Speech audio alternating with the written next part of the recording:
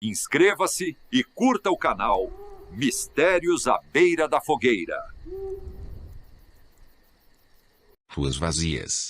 Casas abandonadas.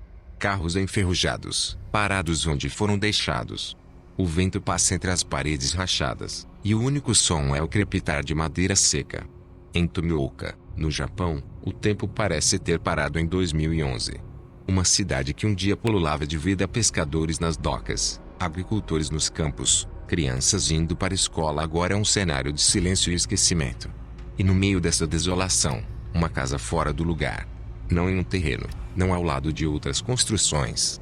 Ela está no meio da estrada, como se tivesse sido arremessada ali por uma força invisível.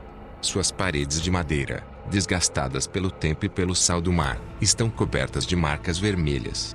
O mesmo símbolo, repetido dezenas de vezes. Um kanji simples, mas carregado de significado Ito, que significa pessoa humano. É a Casa Rito, um dos enigmas mais perturbadores do pós-Fukushima. Tudo começou em 11 de março de 2011.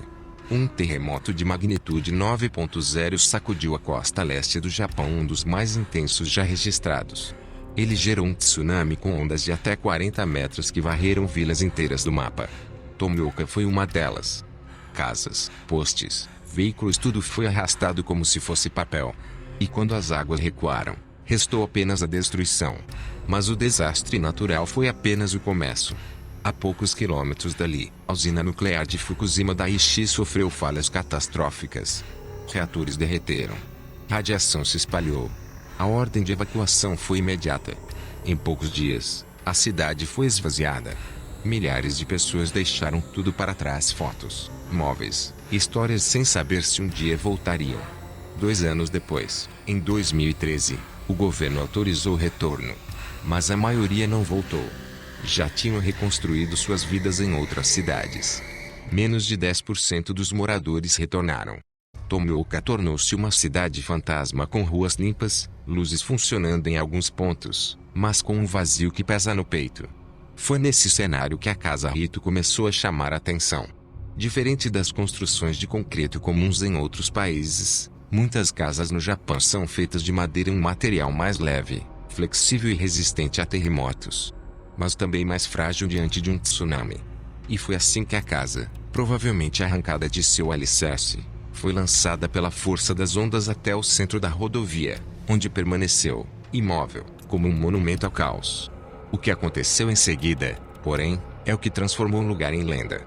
Em agosto de 2013, alguém pichou as paredes da casa por dentro e por fora com o kanji. O símbolo aparecia repetido, um sobre o outro, em camadas vermelhas, como se fosse um ritual. E não parou na casa. Carros abandonados nas proximidades também foram marcados com o mesmo desenho. As imagens começaram a circular. Fóruns japoneses, como o 2 Channel, explodiram em teorias. O que aquilo significava? Quem fez? Por quê? A primeira explicação, um aviso. Talvez um ex-morador, tentando proteger a casa de saqueadores ou curiosos. No Japão, há um forte vínculo entre pessoas e seus lares, especialmente quando envolvem memórias familiares e ancestrais. Marcar o local como habitado poderia ser uma forma de dizer: isso aqui ainda é meu. Mas há um paradoxo.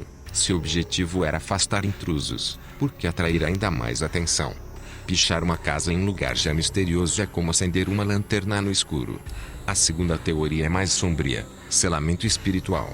No shintoísmo e no folclore japonês, símbolos são usados para conter espíritos, afastar energias negativas ou proteger locais amaldiçoados. A repetição do kanji é uma tentativa de humanizar o lugar, como se alguém estivesse tentando expulsar ou aprisionar algo sobrenatural. Talvez a casa, isolada no meio da estrada, tenha se tornado um foco de energia, um ponto onde o trauma coletivo se manifesta. Há ainda uma terceira possibilidade: foi apenas uma brincadeira. Adolescentes entediados, exploradores urbanos ou até um motorista irritado podem ter feito as marcas como ato de vandalismo ou ironia. Alguns notaram que o kanji se parece com tetrapodes, blocos de concreto usados como quebra-mares. Seria uma crítica simbólica? Uma provocação sobre a falta de proteção contra tsunamis em Tomioka? Em cidades como Pripyat, após Chernobyl, equipes de evacuação marcavam casas com símbolos para identificar status. Se estavam vazias, se tinham corpos, se precisavam ser demolidas. Talvez as pichações da Casa Rito tenham sido algo parecido. Mas, nesse caso, por que usar exatamente o kanji para pessoa? E por que tantas repetições?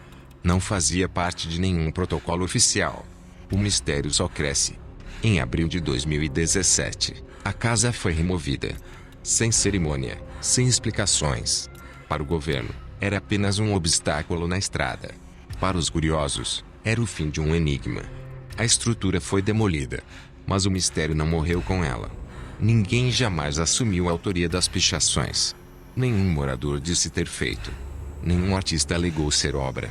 E enquanto isso, a história ganhou contornos míticos. Hoje, Tomioka já tem mais de 12 mil habitantes de volta. Ruas foram reabertas, áreas foram descontaminadas. Mas ainda há zonas proibidas. Ainda há medo.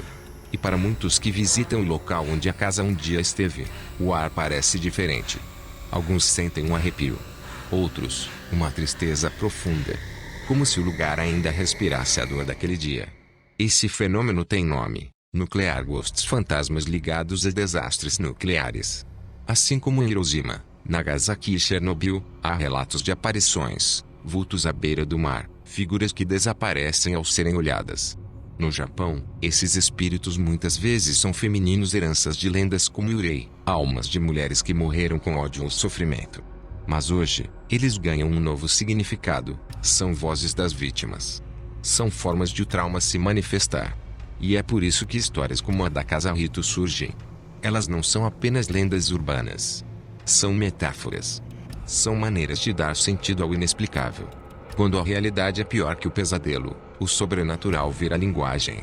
A casa foi embora, mas o mistério permanece.